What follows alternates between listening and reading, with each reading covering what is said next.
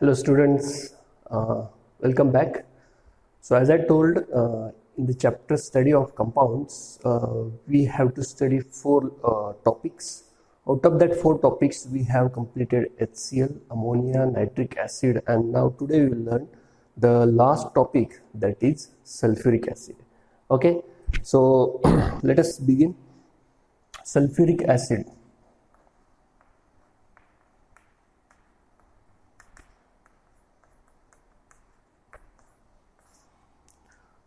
Now this sulfuric acid is considered, as I told in the previous lecture, sulfuric acid is considered as a king of chemical. इसको क्या बोलते हैं? king of chemicals. मतलब सारे chemicals का क्या है, वो king है. तो इसको king क्यों बोलते हैं? Very interesting term is there. Why it is called as a king? Because the reason is very simple. The sulfuric acid जो है वो जितनी भी इंडस्ट्रीज है उस लगभग सभी इंडस्ट्री में सल्फ्यूरिक एसिड यूज होता है. Okay, whether it is textile industry, metallic industry, chemical industry, pharmaceutical industry, let it be any, उसमें डायरेक्ट या फिर इनडायरेक्टली सल्फ्यूरिक एसिड यूज होता है. इसीलिए उसको क्या कहते हैं? किंग ऑफ केमिकल्स कहते हैं. और पहले हम लोग क्या देखते हैं? उसकी डिस्कवरी देखते हैं, मतलब थोड़ी सी हिस्ट्री जान लेते हैं उसकी. तो इस चैप्टर को भी, मतलब सल्फ्यूरिक एसिड इस टॉपिक को भी हम लोग वही सीक्वेंस से पढ़ेंगे. पहले थोड़ी सी हिस्ट्री, फिर उसका स्ट्रक्चर, फिर उसका लैब प्रिपरेशन, फिर industrial preparation, physical property, chemical property, and then uses. Okay, so let us begin with the history. तो जो सल्फ्यूरिक एसिड है वो पता है कब बनाया था? सबसे पहले 8th और 9th सेंचुरी में, 8th और 9th सेंचुरी में बनाया होगा, ऐसा मानते हैं कि 8 या फिर 9th सेंचुरी में सल्फ्यूरिक एसिड को किसी ने तो भी प्रिपेयर किया है. तब से हमें यह सल्फ्यूरिक एसिड पता है. ओके, और 8th और 9th सेंचुरी में कैसे बनाया था यह सल्फ्यूरिक एसिड? उन्होंने लिया था FeSO4.7H2. Remember this salt, this is salt. We have seen in this in the salt topic, acid based salt. इसमें हमने देखा था ये. तो इसको हीट करते हैं तो इससे क्या मिलता है? Fe2O3, SO2, SO3 and H2O. Balance नहीं है इक्वेशन, बैलेंसिंग के लिए मैं टाइम नहीं ये करूंगा, आपको पता है बैलेंसिंग कैसे करते हैं. ओके, तो 8th और 9th सेंचुरी में, मतलब अभी कितने साल हुए? 8 और 9th सेंचुरी, मतलब अभी कितने साल हो गए 8 और 9th सेंचुरी होके? लगभग 1000 साल से भी ऊपर. 1000 साल से ऊपर हो चुके हैं, तब से हमें सल्फ्यूरिक एसिड पता है. Okay, isn't that interesting? So यहाँ पे सल्फ्यूरिक एसिड तो फॉर्म नहीं हुआ है, प्रोडक्ट में देखो सल्फ्यूरिक एसिड नहीं है, लेकिन क्या फॉर्म हुआ है? SO3 फॉर्म हुआ है. तो बाद में क्या करते थे? इस SO3 को वाटर में डिजोल्व करके क्या प्रिपेयर करते थे? H2SO4. ओके, सो 2 स्टेप में ये प्रिपरेशन होता था, तब से हमें पता है. बाद में इसके बाद 17th सेंचुरी में ग्लॉबर जो था, ग्लॉबर, आई होप सबको ये नाम याद होगा. नाइट्रिक एसिड में हमने देखा था, ये साइंटिस्ट का नाम है. ग्लॉबर ने नाइट्रिक एसिड भी प्रिपेयर किया था, सल्फ्यूरिक एसिड भी प्रिपेयर किया था. ग्लॉबर ने 17th सेंचुरी में भी सल्फ्यूरिक एसिड प्रिपेयर किया था. ऑफ कोर्स तब फॉर्मूला पता नहीं था. 8 और 9 सेंचुरी में भी किसी को फॉर्मूला पता नहीं था. देखो, 8 और 9 सेंचुरी में से हमें सल्फ्यूरिक एसिड पता है, लेकिन sulphuric acid that is H2SO4 को सल्फ्यूरिक एसिड ये नाम बहुत बाद में मिला है. ओके, उसके पहले जब तक नाम पता नहीं था, उसके पहले उसको बोलते थे oil of vitriol. Oil of vitriol common name है ये पहले का. ऑयल ऑफ विट्रॉल से बोलते थे. क्यों बोलते थे ऐसा? क्योंकि ये किससे प्रिपेयर किया है? इससे. इसका कॉमन नेम याद है? सॉल्ट चैप्टर में हमने देखा था, पढ़ा था तुम लोगों ने. इसे बोलते हैं ग्रीन विट्रॉल. Fe यहां पर +2 स्टेट में है. FeSO4 में Fe+2 स्टेट में, +2 Fe+2 का कलर कौन सा होता है? ग्रीन कलर का. तो इसका कॉमन नेम क्या है? Green vitriol. तो ग्रीन विट्रॉल से हमें सल्फ्यूरिक एसिड प्रिपेयर किया था उन्होंने, इसीलिए उसको क्या बोलते थे? Oil of vitriol. ऑयल क्यों बोलते थे? क्योंकि हमें पता है कि सल्फ्यूरिक एसिड जो है वो कैसे दिखता है? ऑयल की तरह, कलरलेस है और ऑयल की तरह विस्कस है, एकदम ज्यादा विस्कस है. जैसे ग्लिसरीन होता है, इतना ज्यादा विस्कस है, कलरलेस है, इसलिए उसको ऑयल, इसका नेचर ऑयल जैसा, इसलिए उसको ऑयल ऑफ विट्रॉल बोलते थे। लेकिन ग्लॉबर ने 17th सेंचुरी में भी प्रिपेयर किया था, किससे प्रिपेयर किया था? सल्फर और सॉल्ट पेट्री, याद है सॉल्ट पेट्री, KNO3, इन दोनों से सल्फ्यूरिक एसिड प्रिपेयर किया था। इसका इक्वेशन नहीं दिया है, सॉल्ट पेट्री या फिर इसे क्या बोलते हैं, और नाइट्री, करेक्ट। इससे उन्होंने ग्लॉबर ने इसको प्रिपेयर किया था। उसके बाद 18th सेंचुरी में, आई थिंक 18th या फिर 1831 में, 1831 में अभी उस साइंटिस्ट का नाम नहीं याद मुझे, कुछ फिलिप्स ऐसा नाम था उसका, उसने प्रोसेस फाइंड आउट की थी। उस प्रोसेस का नाम उसने दिया था contact process. Contact process find out की गई 1831 में। तो ये क्या हुई है, उसकी इंडस्ट्रियल प्रिपरेशन, ये मेथड 1831 में ये मेथड डेवलप हुई थी। अभी भी ये प्रोसेस यूज होती है। इट्स वेरी इंपॉर्टेंट प्रोसेस, आगे भी हमें स्टडी के लिए है ये कॉन्टैक्ट प्रोसेस, तब हम लोग ज्यादा उसको डिटेल में देखते हैं। ओके, तो ये हो गई सल्फ्यूरिक एसिड की थोड़ी सी हिस्ट्री, थोड़ा सा उसका बैकग्राउंड। अब हम लोग देखते हैं उसका स्ट्रक्चर। जैसे हमने नाइट्रिक एसिड में भी उसका स्ट्रक्चर देखा था। स्ट्रक्चर याद रखो, तुम लोगों के लिए ज्यादा डिटेल में नहीं है, बट तुम्हें एटलीस्ट उसका जो बॉन्डिंग है वो तो तुम्हें एटलीस्ट पता होना चाहिए। तो सल्फ्यूरिक एसिड में सेंट्रल एटम कौन सा है? सल्फर। ओके, 4 ऑक्सीजन है और 2 हाइड्रोजन। तो इनकी बॉन्डिंग कैसे है देखो, ये 2 ऑक्सीजन ऐसे बॉन्डेड, डबल बॉन्ड होता है सल्फर और ऑक्सीजन के बीच में, डबल कोवेलेंट बॉन्ड होता है, और ये एक OH और इधर एक OH। कितने ऑक्सीजन हुए? 1 2 3 4 और 2 हाइड्रोजन, एक sulphur. This is the structure of sulphur. At least remember this structure, though this is not exact structure, exact bond angle वगैरह अगर हम लोग देखेंगे तो इसके हिसाब से ये थोड़ा सा अलग है स्ट्रक्चर, बट फिलहाल एटलीस्ट तुम्हें इतना तो मालूम होना चाहिए। इतना, ये जो स्ट्रक्चर है इसका डॉट स्ट्रक्चर तुम्हें निकालते आना चाहिए, डॉट स्ट्रक्चर निकालते आना चाहिए। सिंपल है, कैसे? इनके वैलेंस, सभी एलिमेंट के वैलेंस इलेक्ट्रॉन दिखाओ सिर्फ। ओके, सल्फर में 6 वैलेंस इलेक्ट्रॉन होते हैं, तो यहाँ पे देखो सारे के सारे 6 इलेक्ट्रॉन यहाँ पर सल्फर के यूज हुए हैं बॉन्डिंग के लिए। ऑक्सीजन के देखो,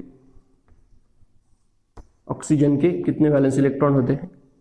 6 इलेक्ट्रॉन, करेक्ट। सेम ग्रुप में है ऑक्सीजन और सल्फर पीरियोडिक टेबल के, दोनों में 6 इलेक्ट्रॉन, और हाइड्रोजन का एक इलेक्ट्रॉन। देखो मतलब सारे एलिमेंट्स की यहाँ पर ऑक्टेट कंप्लीट हो चुकी है।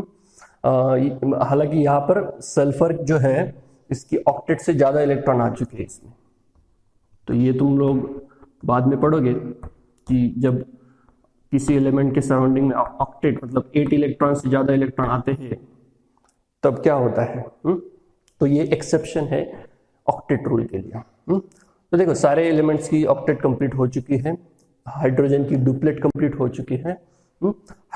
सल्फर जो है यहाँ पर इसकी वैलेंसी कितनी है, कितने बॉन्ड फॉर्म किए उसने? 1 2 3 4 5 6 बॉन्ड फॉर्म किए, मतलब इसकी वैलेंसी कितनी हुई है? यहाँ पे 6 है।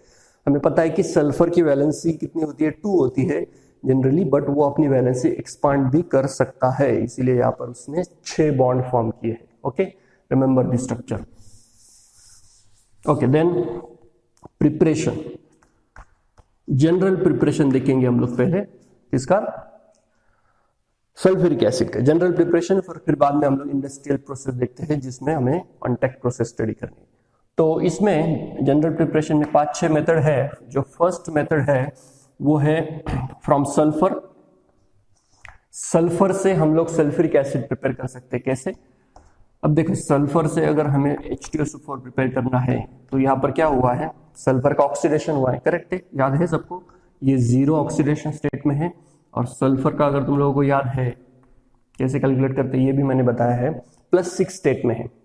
Sulphur in H2SO4 is in the +6 oxidation state, so of course it is oxidised. इसका क्या हुआ है? ऑक्सीडेशन हुआ है। और हमें पता है ये रिएक्शन हमने ऑलरेडी नाइट्रिक एसिड में भी पढ़ी है। तो यहाँ पे क्या यूज करते हैं? Oxidising agent nitric acid use करते हैं। याद है ये रिएक्शन?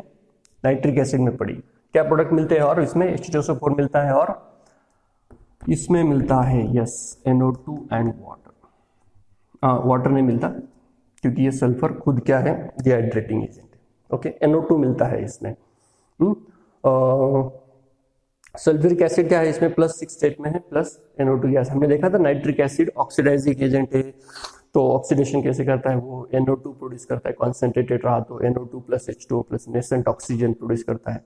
डाइल्यूट रहा तो NO प्रोड्यूस करता है, फिर वाटर प्रोड्यूस करता है और नेसेंट ऑक्सीजन प्रोड्यूस करता है। Okay, so this is the first method of preparation of this sulfuric acid. Okay, now the second method, which is from SO2.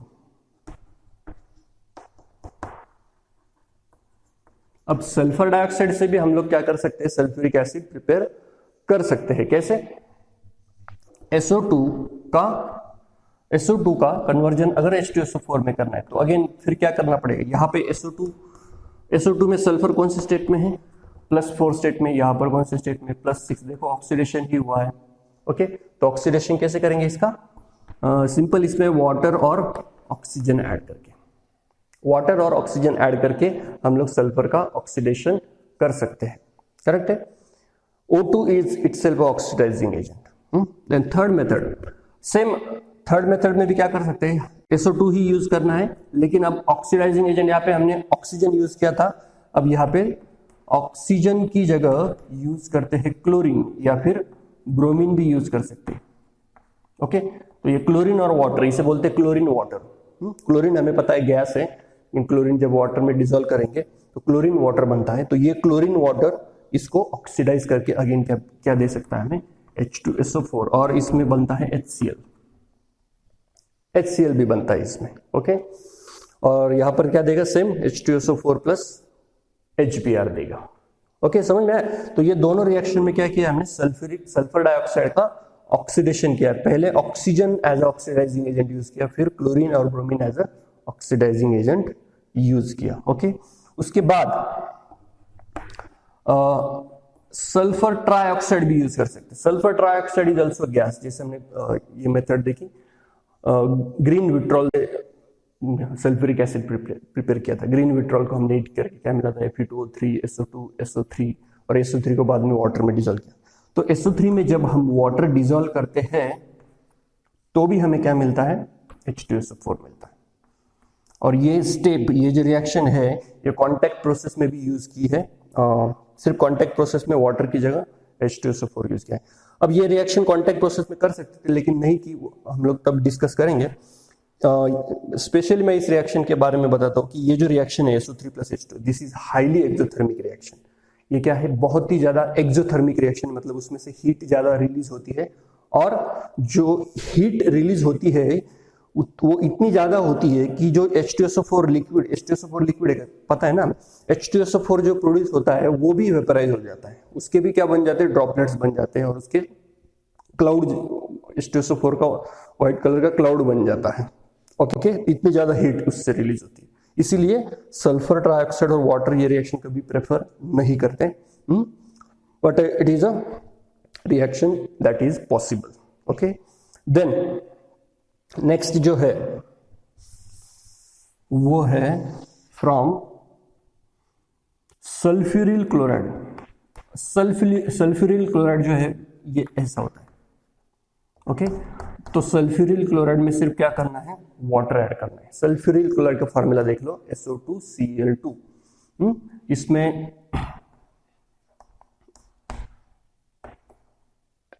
H2SO4 बनता है और इसमें क्या बनता है?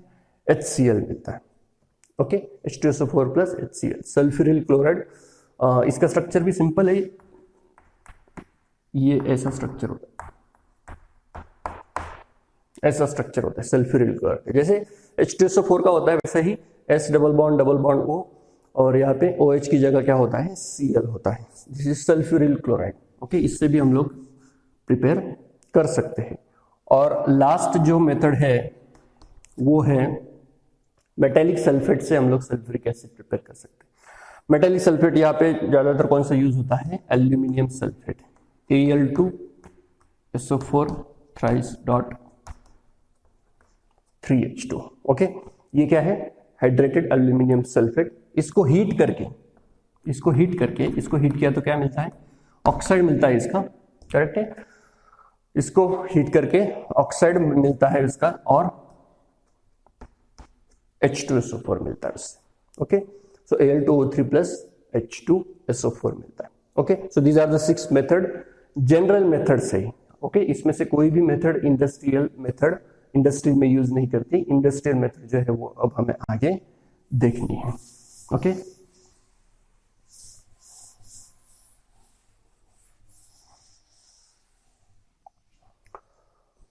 ओके, तो अब हम लोग देखते हैं industrial method for the preparation of sulphuric acid.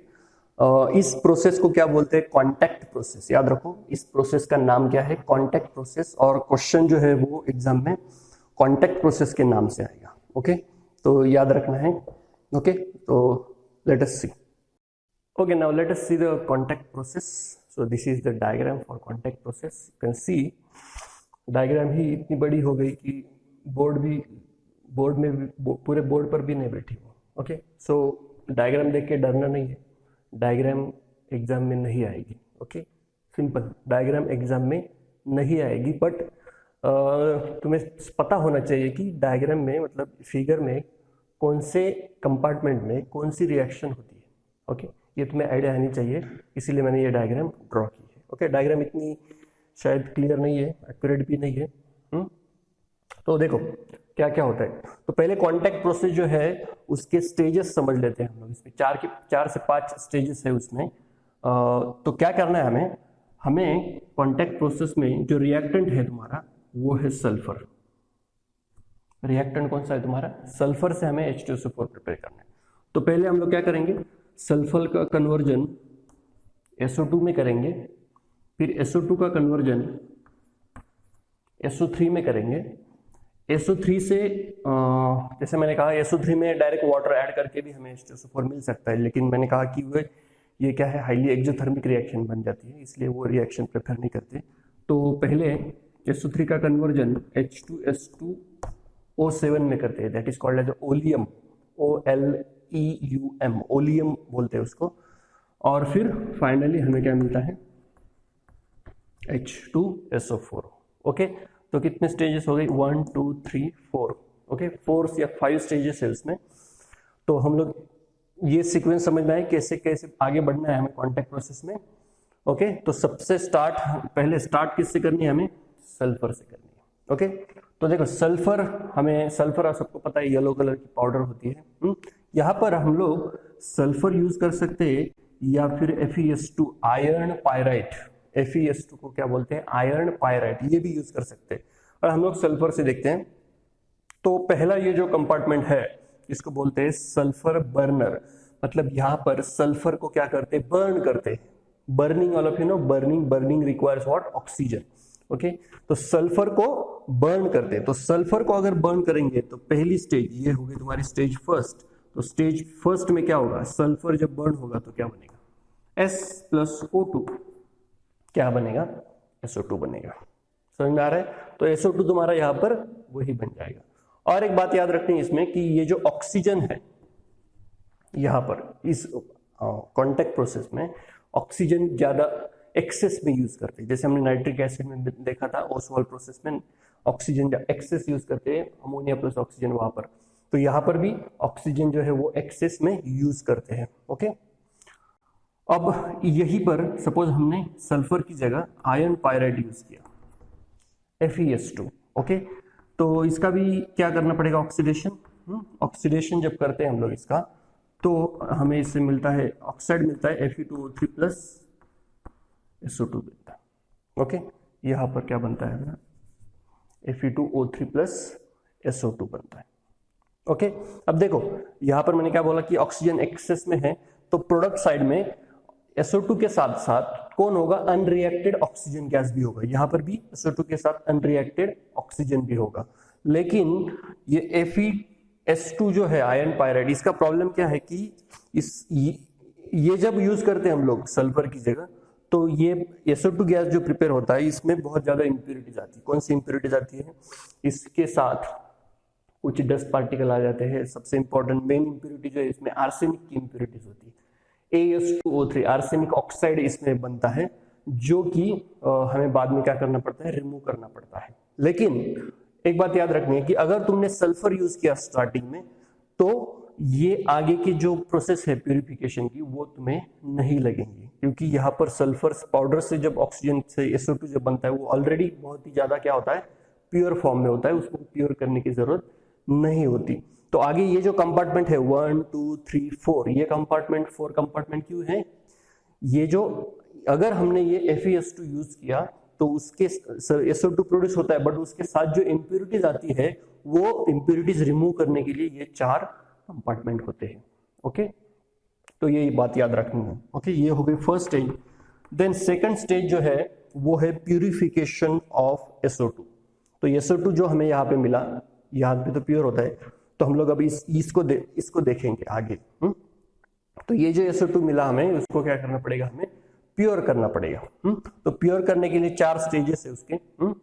तो सबसे पहला जो है वो क्या है, ये है इलेक्ट्रिकल डस्ट प्रेसिपिटेटर। ये जो है सेकेंड कंपार्टमेंट, यहाँ पर इसको क्या बोलते हैं, electrical dust precipitator. Dust precipitator मतलब ये क्या करेगा, यहाँ पर डस्ट जो है यहाँ पर SO2 के साथ क्या क्या है, SO2 के अभी याद रखो, SO2 के साथ साथ क्या है यहाँ पर ऑक्सीजन गैस भी प्रेजेंट है, क्योंकि हमने एक्सेस यूज किया, तो ऑक्सीजन गैस भी है, उसके साथ आर्सेन की इंप्योरिटीज भी है, डस्ट पार्टिकल भी है, फ्लाइंग ऐश भी है, ऐश भी होती है थोड़ी सी। ओके, तो ये सारे सॉलिड इंप्योरिटी जो है, ऐश पार्टिकल, डस्ट पार्टिकल, वो इलेक्ट्रिकल डस्ट प्रेसिपिटेटर में रिमूव होते हैं। कैसे रिमूव होते हैं कि इलेक्ट्रिकल डस्ट प्रेसिपिटेटर क्या होता है कि एक बॉक्स है, मतलब एक टावर होता है, इसमें इलेक्ट्रिक करंट पास करते हैं, तो इसमें इसके अंदर क्या प्रोड्यूस होता है, इलेक्ट्रिकल फील्ड प्रोड्यूस होता है।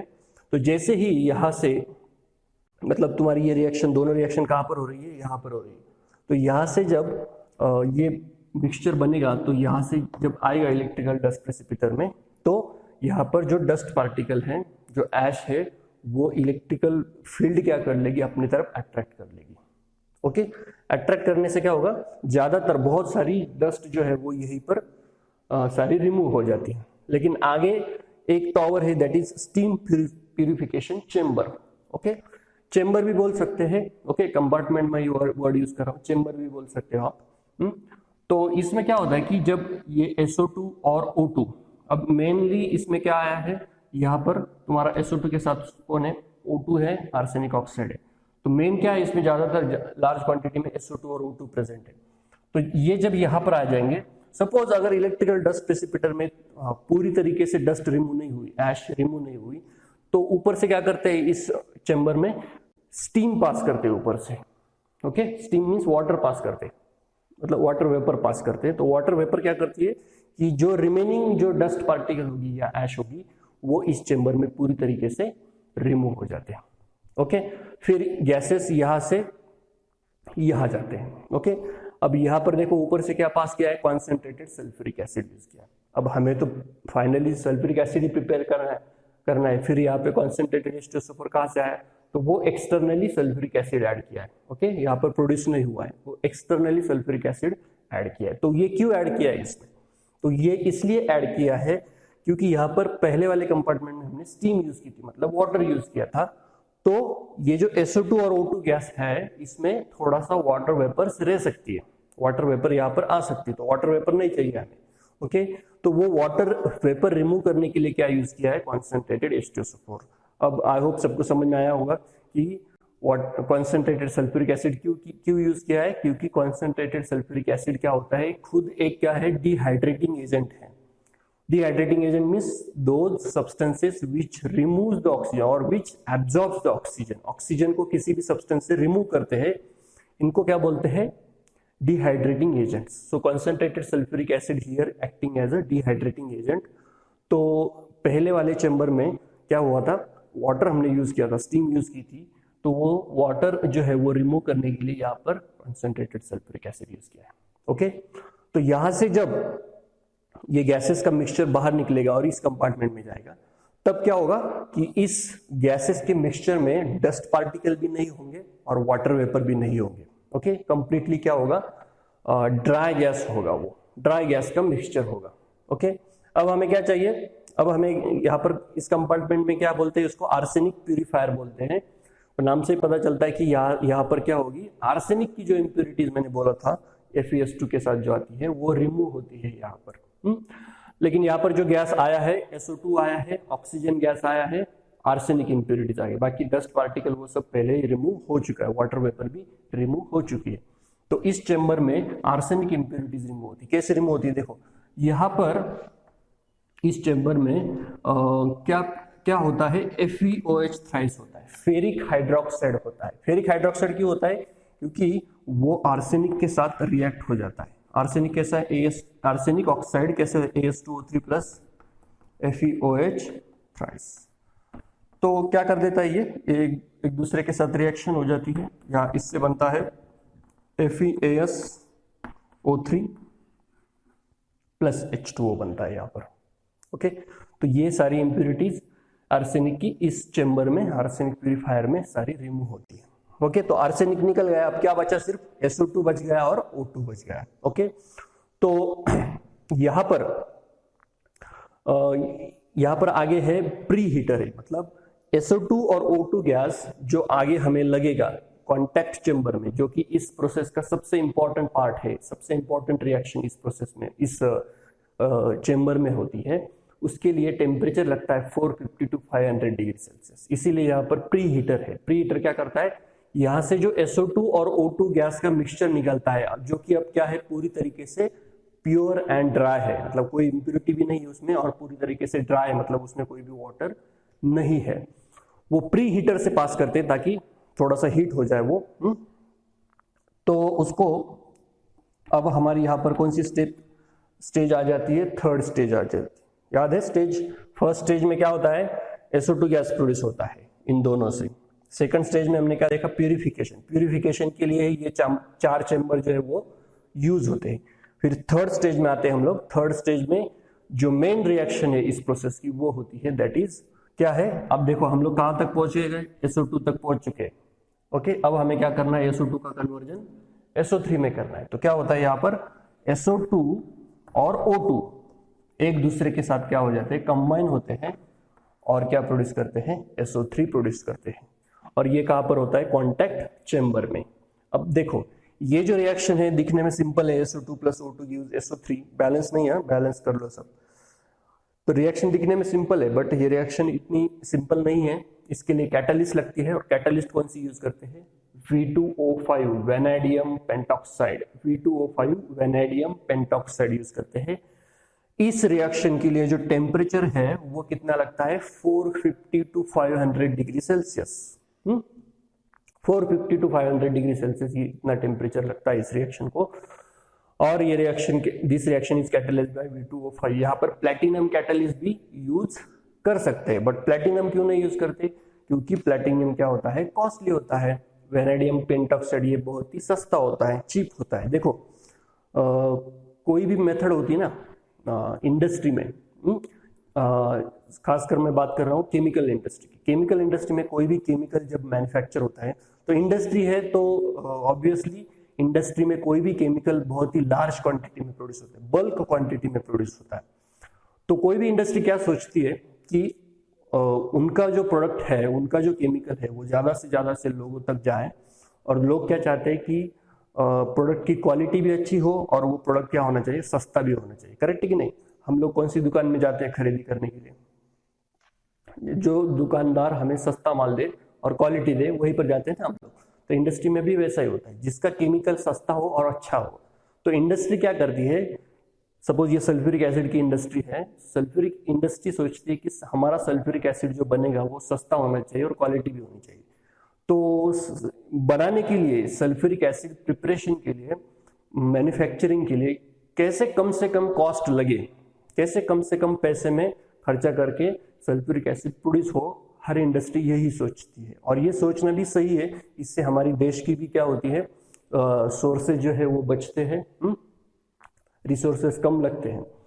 तो यहाँ पर इसीलिए वेनेडियम पेंटॉक्साइड प्रेफर करते हैं इंस्टेड ऑफ प्लैटिनम, क्योंकि प्लैटिनम बहुत ही ज्यादा कॉस्टली होता है। आपको पता होगा प्लैटिनम की कॉस्ट गोल्ड से भी ज्यादा होती है। ओके, प्लैटिनम और दूसरा रीजन क्या है प्लैटिनम नहीं यूज करने का, कि सपोज यहाँ पे तो हमने सारा आर्सेनिक इम्प्योरिटी रिमूव कर लिया, बट बाय चांस थोड़ा सा भी आर्सेनिक अगर आया आगे की स्टेप में तो प्लेटिनम कैटलिस्ट को वो डीएक्टिवेट करता है।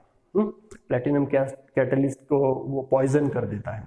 तो इसीलिए प्लेटिनम इस दो रीजन की वजह से यूज नहीं करते हैं। ओके, नाउ तुम्हारा SO3 बन गया। यहाँ पर याद रखो ये स्टेप बहुत ही इंपॉर्टेंट स्टेप है, क्वेश्चन इस स्टेप पर भी आता है।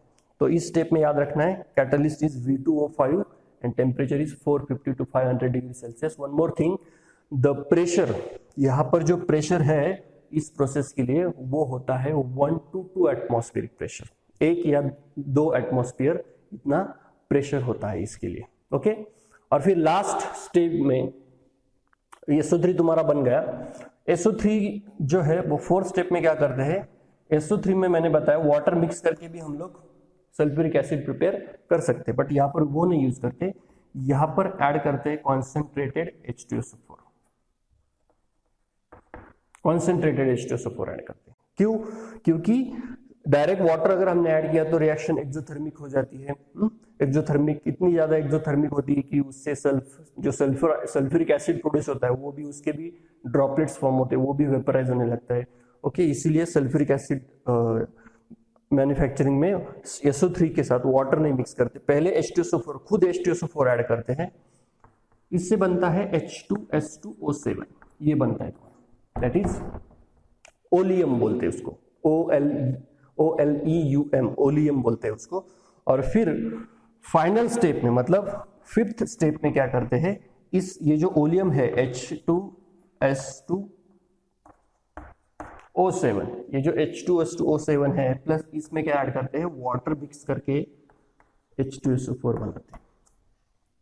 इसमें ओलियम जो प्रिपेयर हुआ था पहले 4th स्टेप में, उसमें वाटर ऐड करके क्या बनाते हैं, फिर फाइनली सल्फ्यूरिक एसिड बनता है उससे। ओके, तो this is the total contact process. Figure का टेंशन नहीं लेना है, फिगर नहीं याद रखी तो भी चलेगा, लेकिन कौन से इसमें क्या क्या होता है, कौन से चेंबर में क्या प्रोसेस होती है, ये तुम्हें पता होनी चाहिए। क्योंकि फिगर नहीं पूछते, लेकिन कभी कभी क्वेश्चन आ सकता है कि what is the which reaction occurs in the contact chamber, okay, which reaction occurs in the arsenic purifier, okay, which reaction occurs in the sulphur burner. Okay, तो ये पूछ सकते हैं, इसलिए ये मालूम होनी चाहिए। ओके, टोटल 5 स्टेजेस है। फर्स्ट स्टेज में क्या किया, SO2 प्रिपेयर किया सल्फर से या फिर FeS2 से। फिर सेकंड स्टेज में हमने SO2 के साथ अगर FeS2 यूज किया है तो SO2 के साथ जो इम्प्योरिटीज आती है वो रिमूव करने के लिए 4 चेंबर आते हैं आगे की। Okay, that is second stage is the purification of SO2 gas. Third जो है मोस्ट इंपॉर्टेंट, कॉन्टैक्ट चेंबर। यहाँ पर तुम्हारी इस प्रोसेस की मेन रिएक्शन जो है वो होती है, मेन रिएक्शन क्या है, SO2 plus O2 gives SO3। Okay, then SO3 बन गया। यहाँ पर कैटलिस्ट क्या है, V2O5, टेम्परेचर कितना है 450 to 500 और प्रेशर कितना है 1 to 2 एटमॉस्फेरिक प्रेशर। फिर SO3 में H2SO4 ऐड करते हैं, वाटर नहीं ऐड करते, H2S2O7 बनता है ओलियम। और फिर फाइनली लास्ट स्टेज में H2S2O7 ओलियम में वाटर मिक्स करके H2SO4 बनाते हैं। Okay, so this is the industrial method for preparation of sulfuric acid, that is contact process. I hope now it is clear.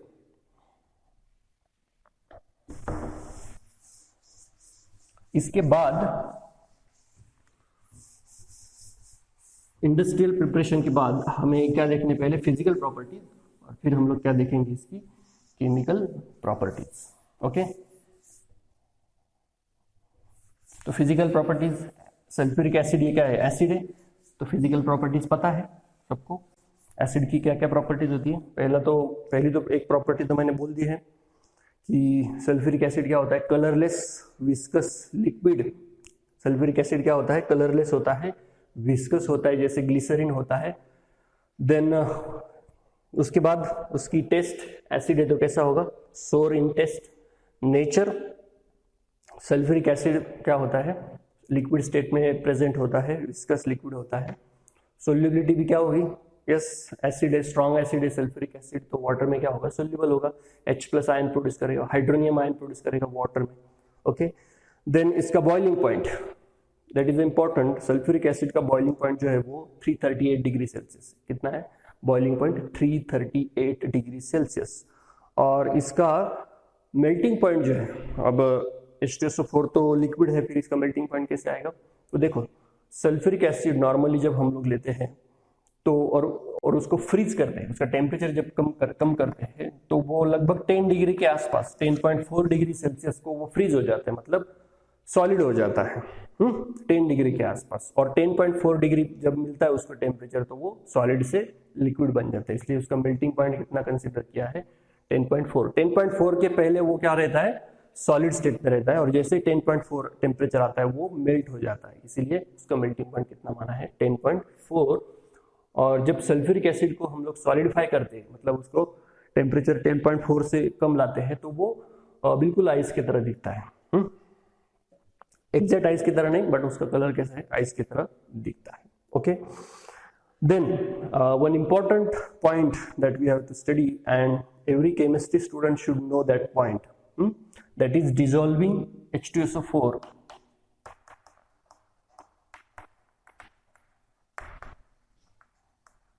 in water।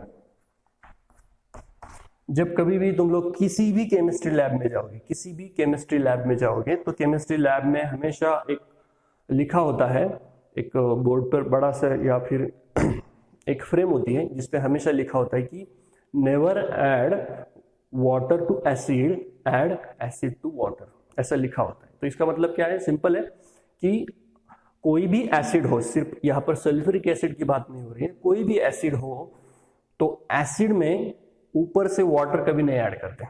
Adding उन दोनों को अगर mix करना है, हमें डाइल्यूट करना है कोई भी एसिड, तो डाइल्यूट करने के लिए क्या लेते हैं, पहले वाटर लेते हैं और फिर उसमें एसिड ऐड करते हैं, ना कि एसिड में वाटर ऐड करते हैं। ओके, तो ये याद रखने के लिए तो बहुत बार स्टूडेंट को डिफिकल्ट होता है, वो हमेशा उल्टा ही बोल देते हैं।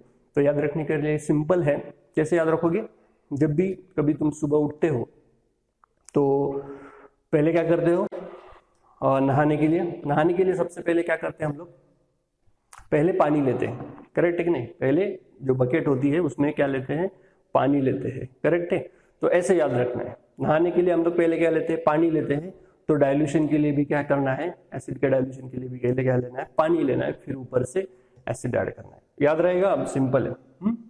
तो देखो इसके पीछे ऐसा क्यों करते हैं, तो देखो मान लो कि ये बीकर है और बीकर में ऑलरेडी सल्फ्यूरिक एसिड है, ऑलरेडी इसमें क्या है, सल्फ्यूरिक एसिड है। तो जब हम लोग इसमें वाटर ऐड करते हैं, ऊपर से जब वाटर ऐड करते हैं, तो याद रखो कि H2SO4 प्लस वाटर, ये जो प्रोसेस होती है ना, ये हाईली एक्सोथर्मिक प्रोसेस है, बहुत ही हाई एक्सोथर्मिक प्रोसेस होती है। तो एक्सोथर्मिक प्रोसेस होने की वजह से क्या होता है कि मान लो कि अब तुमने वाटर ऐड कर दिया, तो वाटर ऊपर आ गया। एक्सोथर्मिक प्रोसेस होने की वजह से सारी हीट इसके अंदर प्रोड्यूस होती है, यहाँ पर प्रोड्यूस होती है, और हीट है तो हमेशा हीट स्टेबल नहीं रहती, वो हमेशा बाहर जाने की कोशिश करती है। तो वो हीट जो है वो यहाँ से बाहर निकलती है, और हीट इतनी ज़्यादा होती है कि वो बहुत ही स्पीडली ऊपर आती है, और हीट जब ऊपर आती है तो उसके साथ साथ ये पूरा जो लिक्विड मिक्सचर है, मतलब सल्फ्यूरिक एसिड और वाटर, वो भी क्या आता है, ऊपर आ जाते हैं। मतलब इन शॉर्ट सॉल्यूशन जो है वो क्या होता है, स्प्लैश होता है, बम्प होता है, क्या बोलते हैं, bumping of the acid, bump होता है, डायरेक्टली वो ऊपर आ जाता है। और हो सकता है कि अगर तुम लोग खड़े हो और तुमने हाथ में बीकर लिया है और तुमने ऊपर से वाटर ऐड कर दिया, तुम्हारे हाथों पर गिर सकता है वो, या कभी कभी तुम्हारे फेस पर भी गिर सकता है। ओके, इसीलिए ये अवॉइड करना है, कभी भी वाटर डायरेक्टली ऊपर से एसिड में नहीं ऐड करना है। ज़्यादातर ये सल्फ्यूरिक एसिड के लिए तुम्हें याद रखना है, बाकी दूसरे एसिड जो है उसके लिए कभी कभी ये चल जाता है। तो एक्चुअल प्रोसेस क्या है, डिसोल्यूशन की प्रोसेस कैसी होती है, तो तुम्हें पहले क्या लेना है, वाटर लेना है, first you have to take the water, और फिर ऊपर से क्या करना है, H2SO4 ऐड करना है। लेकिन इसमें भी ये आता है ना कि वाटर और सल्फ्यूरिक एसिड दोनों अगर मिक्स हुए तो प्रोसेस तो क्या है, एक्सोथर्मिक ही है, तो यहाँ पर भी हीट प्रोड्यूस होगी। तो इसीलिए कभी भी सल्फ्यूरिक एसिड जो है वाटर में, वो डायरेक्टली पूरा का पूरा पोर नहीं करते, पूरा का पूरा मिक्स नहीं करते। तो यहाँ पर क्या करते हैं, ग्लास रॉड यूज करते हैं, ग्लास रॉड यूज करते हैं, और ग्लास रॉड से ये सपोज बॉटल है,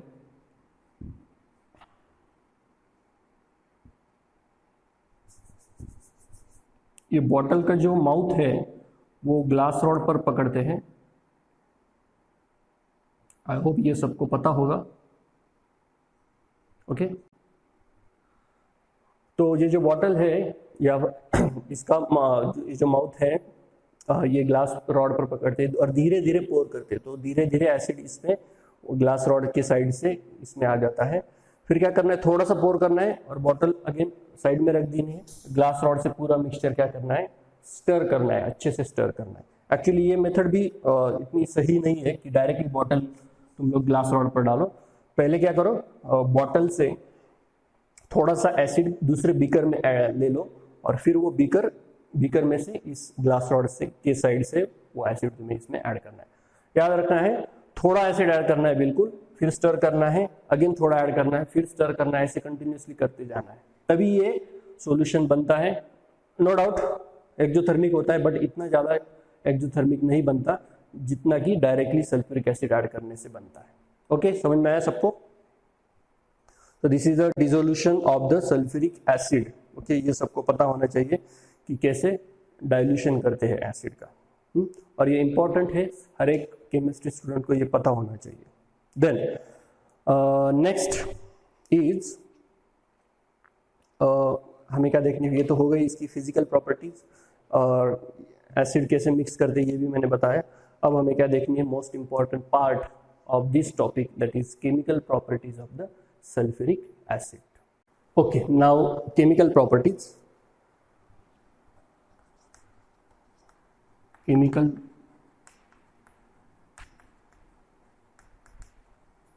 properties. Chemical properties of the sulfuric acid. Now ये जो chemical properties है sulfuric acid की, उसको हम लोग दो पार्ट में डिवाइड करेंगे। कैसे दो पार्ट में? पहले हम लोग स्टडी करेंगे chemical properties of dilute sulphuric acid and then हम लोग स्टडी करेंगे chemical properties of concentrated sulphuric acid. ऐसा क्यों करना है? क्योंकि दोनों की केमिकल प्रॉपर्टी क्या है, अलग अलग है। जैसे हमने नाइट्रिक एसिड में भी देखा डाइल्यूट अलग शो करता है, कॉन्सेंट्रेटेड नाइट्रिक एसिड अलग शो करता है, वैसे यहाँ पर भी है। तो पहले है डाइल्यूट H2SO4। अब डाइल्यूट H2SO4 की जो प्रॉपर्टीज है वो बहुत ही सिंपल है और ये जो इसमें जो रिएक्शंस है वो पहले भी हमने ऑलरेडी देखी है। तीसरी बार हम लोग ये रिएक्शंस यहाँ पर रिपीट करेंगे। ओके, एसिड बेस सॉल्ट में भी हमने पहले ये रिएक्शंस देखी है। HCl टॉपिक जो है इसी चैप्टर का, उसमें भी हमने स्टडी किया। अब थर्ड कुछ रिएक्शंस नाइट्रिक एसिड में भी है, मतलब लगभग चौथी बार हम लोग ये रिएक्शंस पढ़ रहे हैं। ओके, तो जो फर्स्ट प्रॉपर्टी है वो है obviously acidic property.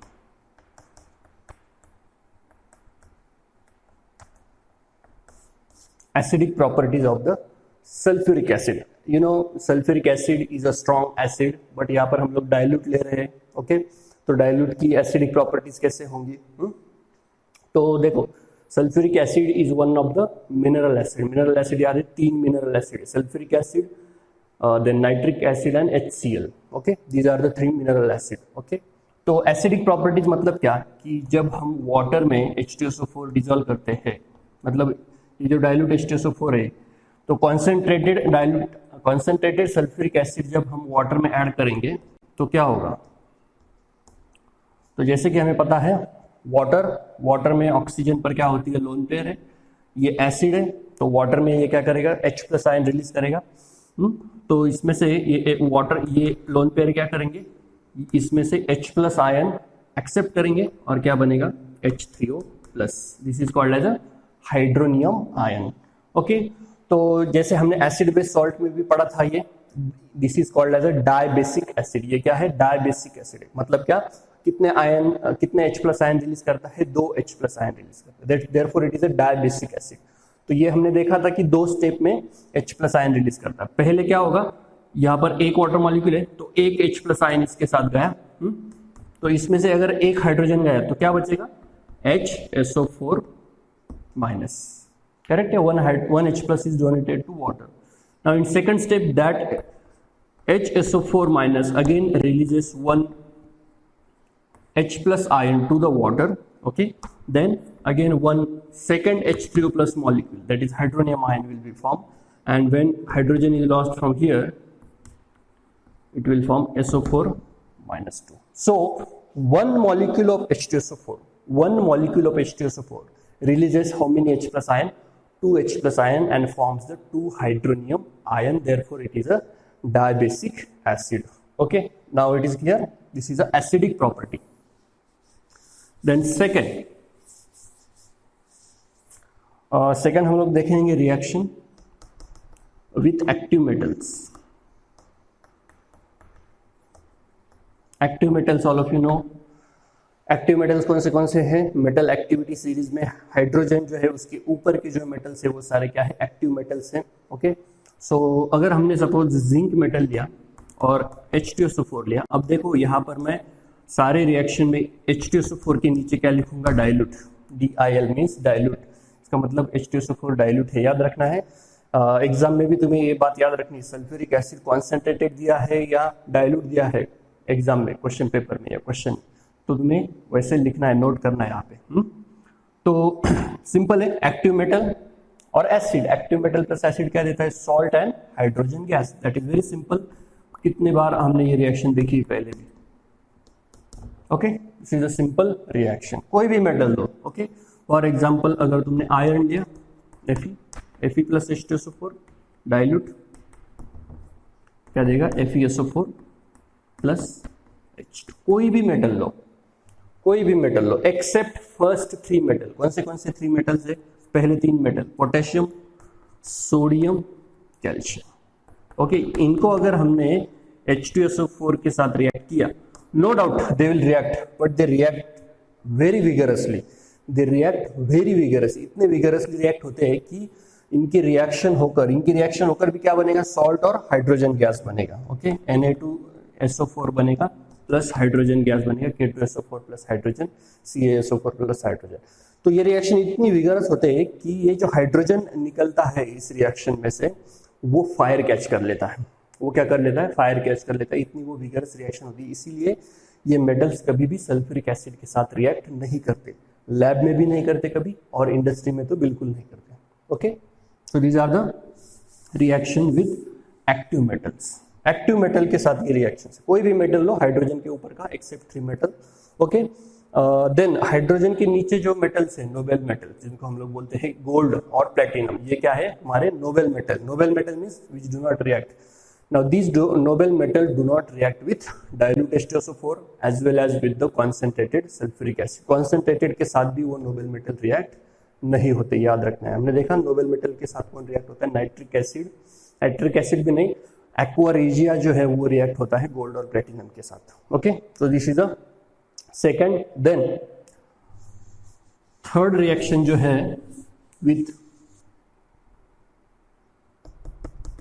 Metal hydroxide. Reaction with metal hydroxides कौन से? मेटल के कोई भी हाइड्रोक्साइड लो. ओके, फॉर एग्जांपल अगर मैंने यहाँ पे NaOH लिया, NaOH प्लस H2SO4, कौन सी रिएक्शन है? सिंपल, एकदम simple reaction. Acid plus base use salt. Na2SO4 plus water, salt plus water. अब ये रिएक्शन बताने की भी जरूरत नहीं है. Acid plus base neutralisation reaction. लेकिन इसमें एक बात याद रखनी है कि सपोज अगर मैंने KOH लिया और H2SO4 लिया, ये जो KOH है ये लिमिटेड लिया मैंने. ओके, लिमिट लिखा है मैंने. लिमिटेड मतलब ज्यादा नहीं लिया है, थोड़ा सा कैलकुलेटेड अमाउंट ऑफ KOH लिया है हमने. तो ये देता है तुम्हें KHSO4. क्या देता है? KHSO4. What is this? Potassium bisulphate देता है और वाटर देता है. मतलब पोटेशियम बाइसल्फेट भी क्या है? सॉल्ट है. ये दोनों भी एसिड बेस है तो सॉल्ट और वाटर बनेगा. बट सॉल्ट कौन सा बना है? KHSO4. और अगर हमने KOH एक्सेस लिया, सल्फ्यूरिक एसिड के साथ, ओके, तो बनता है यहाँ पर K2SO4. ये थोड़ा सा डिफरेंस याद रखना है. सपोज अगर एग्जाम में पूछा तो याद रखना है. एक्सेस KOH लिया तो सल्फेट बनता है और लिमिटेड लिया तो बाइसल्फेट बनता है. ओके, इतना याद रखना है. ओके, देन ये हो गई थर्ड टाइप ऑफ रिएक्शन. उसके बाद जो है वो है कार्बोनेट और बाइकार्बोनेट के साथ. अब यहाँ पर मैंने सिर्फ एक दो एग्जाम्पल लिए. जैसे मैंने हाइड्रोक्साइड के 2 एग्जाम्पल लिए, तो तुम्हें याद रखना है कि बाकी जो मेटल के हाइड्रोक्साइड है वो भी सल्फ्यूरिक एसिड के साथ इसी तरह रिएक्ट होंगे, क्या देंगे, सॉल्ट और वाटर देंगे। नेक्स्ट है carbonate with carbonate and bicarbonate, ये भी फोर्थ टाइम ये रिएक्शन स्टडी कर रहे हैं हम। जैसे सपोज Na2CO3 लिया प्लस H2SO4, क्या देगा, क्या देगा, कार्बोनेट और सल्फ्यूरिक एसिड, कार्बोनेट सॉल्ट और एनी एसिड क्या देगा, salt water carbon dioxide. Okay simple. तो यहां पे बनेगा Na2SO4 plus water plus CO2। देखना ही नहीं है, जब भी कभी कार्बोनेट एसिड के साथ आया देखना ही नहीं, बिंदास, salt water carbon dioxide. Okay, let it be any carbonate, okay, कोई भी हो, K2CO3 हो, CaCO3 हो, ओके, एल्यूमिनियम कार्बोनेट हो, अमोनियम कार्बोनेट हो, कोई भी हो। ओके, तो इसकी मैं ज्यादा रिएक्शन नहीं लूंगा। बाइकार्बोनेट भी ऐसे ही रिएक्ट होगा। सपोज KHCO3 लिया, बाइकार्बोनेट है ये पोटेशियम का, प्लस H2SO4 क्या देगा, सेम यहाँ पे बनेगा K2SO4 plus H2O plus CO2। हाँ, एक इंपॉर्टेंट बात जब भी कोई रिएक्शन तुम लोग पढ़ते हो केमिस्ट्री में, तो हमेशा तुम्हें देखना है कि सिर्फ प्रोडक्ट तो याद रखनी है, प्रोडक्ट कैसे आते हैं, बट तुम्हें याद रखना है कि कोई भी रिएक्शन जो है वो होने के बाद उसका ऑब्जर्वेशन क्या बनेगा, क्योंकि तुम्हारे 10th के पेपर में ऑब्जर्वेशन जरूर पूछते हैं किसी भी रिएक्शन बुक में से कोई भी रिएक्शन का वो ऑब्जर्वेशन पूछते हैं। जैसे यहाँ पर क्वेश्चन आ सकता है कि what do you observe when sodium carbonate reacts with sulphuric acid. Okay, तो क्या ऑब्जर्वेशन है यहाँ पर, तो यहाँ भी ये प्रोडक्ट हमें थोड़ी आंखों से दिखने वाले कि ये फॉर्म है, ये सारे सोल्यूबल है, सल्फेट ये क्या है, सोल्यूबल है, करेक्ट है, याद है सोल्यूबिलिटी टेबल में हमने सल्फेट देखे थे, सारे सल्फेट क्या होते हैं, सोल्यूबल होते हैं except lead sulphate, then barium sulphate, ये कुछ एग्जांपल है, कैल्शियम सल्फेट थोड़ा सा सोल्यूबल होता है, तो ये सारे वाटर सोल्यूबल है, हमें कुछ नहीं दिखेगा। तो क्या ऑब्जर्वेशन होगा, तो ऑब्जर्वेशन होगा इससे, CO2 से। कार्बन डाइऑक्साइड भी कोई स्मेल नहीं है उसको, कलरलेस है, तो कार्बन डाइऑक्साइड ये रिएक्शन होने के बाद ये कार्बन डाइऑक्साइड इफरवेसेंस दिखेगा हमें, करेक्ट है, यहाँ पर क्या दिखेंगे, इफरवेसेंस मींस बबल्स, करेक्ट है ना। तो ये रिएक्शन वाटर में हो रही है, डाइल्यूट है, यहाँ पर सल्फ्यूरिक एसिड दोनों जगह डाइल्यूट है, तो वाटर है इसमें, तो जब भी वाटर में से कोई गैस निकलता है तो उसके बबल्स दिखते हैं, इफरवेसेंस दिखते हैं हमें। तो ये कार्बन डाइऑक्साइड जो इवॉल्व होता है उसको हम लोग टेस्ट कर सकते हैं, कैसे, लिटमस पेपर से भी टेस्ट कर सकते हैं। ब्लू लिटमस को क्या कर देगा, रेड कर देगा, क्योंकि CO2 नॉन मेटेलिक ऑक्साइड है, नॉन मेटेलिक ऑक्साइड ज्यादातर क्या होते हैं, एसिडिक होते हैं, तो ये ब्लू लिटमस को रेड करेगा। और क्या टेस्ट होती है इसकी, कार्बन डाइऑक्साइड की इंपॉर्टेंट टेस्ट होती है लाइम वाटर की। जब ये कार्बन डाइऑक्साइड लाइम वाटर कैसे होता है, बिल्कुल वाटर की तरह कलरलेस होता है, बिल्कुल कलरलेस, जैसे वाटर दिखता है टेस्ट ट्यूब में, अगर तुम वाटर लोगे वैसे ही लाइम वाटर होता है, बिल्कुल कलरलेस होता है। उसमें अगर तुम लोगों ने कार्बन डाइऑक्साइड पास किया तो उसका कलर क्या हो जाता है, मिल्की व्हाइट होता है। ओके, लाइम वाटर बेसिकली क्या होता है, कैल्शियम ऑक्साइड होता है, ओके, और उसमें जब तुम कार्बन डाइऑक्साइड पास करते हो तो क्या बनता है, CaCO3, और CaCO3 क्या है, इनसोल्यूबल है, करेक्ट है। कार्बोनेट का टेबल याद करो, सोल्यूबिलिटी टेबल, कार्बोनेट में क्या है, सारे carbonate insoluble except sodium potassium, तो कैल्शियम कार्बोनेट वाटर में क्या है, insoluble, very little soluble, hot water में वो सोल्यूबल होता है, तो इसीलिए इसका कलर क्या है, व्हाइट है, मिल्की व्हाइट है। इसीलिए कार्बन डाइऑक्साइड जब लाइम वाटर में पास होता है तो हमें उसका कलर कैसे दिखता है, मिल्की व्हाइट कलर दिखता है। तो ये तुम्हें ऑब्जर्वेशन में लिखना है, क्वेश्चन आया व्हाट विल यू ऑब्जर्व, लिखना है कि the carbon dioxide gas evolve turns the lime water into milky, और second effervescence of colourless gas is evolve, effervescence of colorless gas can be seen, and third लिख सकते हैं blue litmus changes into red। Okay, carbonate bicarbonate के लिए। उसके बाद sulphate के लिए, सल्फेट और बायसल्फेट के लिए मैं फॉर नाम नहीं लिखता, sulphate for example K2SO4, sorry sulphite लेते हैं यहाँ पे, K2SO3 plus H2SO4। Okay, sulphide और बायसल्फाइड की सेम रिएक्शन होगी जैसे कार्बोनेट और बाइकार्बोनेट की होती है, याद है सबको, ये भी रिएक्शन हम 4th टाइम स्टडी कर रहे हैं। K2SO3 क्या देगा, ये K2SO4 देगा, salt plus water plus sulphur dioxide, यहाँ पे क्या बनेगा, कार्बन डाइऑक्साइड नहीं बनेगा, कार्बोनेट में कार्बन डाइऑक्साइड बनता है, यहाँ पे SO3 है इसीलिए सल्फर डाइऑक्साइड गैस इवॉल्व होगा, H2O प्लस SO2, ये क्या है डाइल्यूट। ओके, अगर तुम लोगों ने बाय सल्फाइड लिया, सल्फाइड याद है सबको, SO3 रेडिकल, बाय सल्फाइड कैसे आएगा, HSO3, अगेन डाइल्यूट H2SO4, क्या बनेगा K2SO4 बनेगा again, plus H2O plus SO2। SO2 क्या है, गैस है, इवॉल्व होगा, इसके भी क्या ऑब्जर्वेशन होंगे, इसके लिए भी देखो हर एक रिएक्शन के लिए तुम्हें ऑब्जर्वेशन के बारे में सोचना है कि ये रिएक्शन अगर हो गई तो इसका ऑब्जर्वेशन क्या बनेगा, याद रखना, वेरी इंपॉर्टेंट, 5 से 6 मार्क के लिए एटलीस्ट ऑब्जर्वेशन का क्वेश्चन होता है और कंपलसरी फर्स्ट पार्ट में, फर्स्ट सेक्शन में होता है वो, तो कंपलसरीली वो तुम्हें अटेम्प्ट करना ही है। तो SO2 का ऑब्जर्वेशन क्या होता है, SO2 भी एसिडिक है, नॉन मेटेलिक ऑक्साइड है, तो वो भी ब्लू लिटमस को रेड कर देगा। इसके लिए स्पेशल टेस्ट है, जैसे कार्बन डाइऑक्साइड के लिए लाइम वाटर की टेस्ट है, इसके लिए होती है पोटेशियम डाइक्रोमेट की टेस्ट। पोटेशियम डाइक्रोमेट कैसे होता है, K2Cr2O7, ये होता है ऑरेंज कलर का, ऑरेंज कलर का होता है। अब ये पोटेशियम डाइक्रोमेट ये सॉलिड कंपाउंड है, बट इसका सॉल्यूशन प्रिपेयर करते हैं वाटर में डिजोल्व करके इसका सॉल्यूशन प्रिपेयर करते हैं, और ये जब SO2 गैस इसमें पास होता है तो ये ऑरेंज कलर जो है वो ऑरेंज कलर चेंज होता है ग्रीन कलर में, orange colour changes into the green, this is the observation for the SO2 gas. Okay, तो वो ग्रीन कलर कैसे आता है, इनके बीच में रिएक्शन होती है, अभी रिएक्शन की कोई जरूरत नहीं है, अभी इनके बीच में रिएक्शन होकर ग्रीन कलर प्रोड्यूस होता है। याद रखना है, कार्बन डाइऑक्साइड के लिए लाइम वाटर और सल्फर डाइऑक्साइड के लिए पोटेशियम डाइक्रोमेट। अब यहाँ पे क्वेश्चन आ सकता है, ये सल्फर, ये जो पोटेशियम डाइक्रोमेट है, ये हम लोग सॉल्यूशन भी यूज कर सकते हैं या फिर इसका पेपर आता है, जैसे तुम्हारा blue litmus, red litmus, pH paper होता है, वैसे ही इसका भी एक पेपर आता है पोटेशियम, इसको बोलते हैं potassium dichromate paper.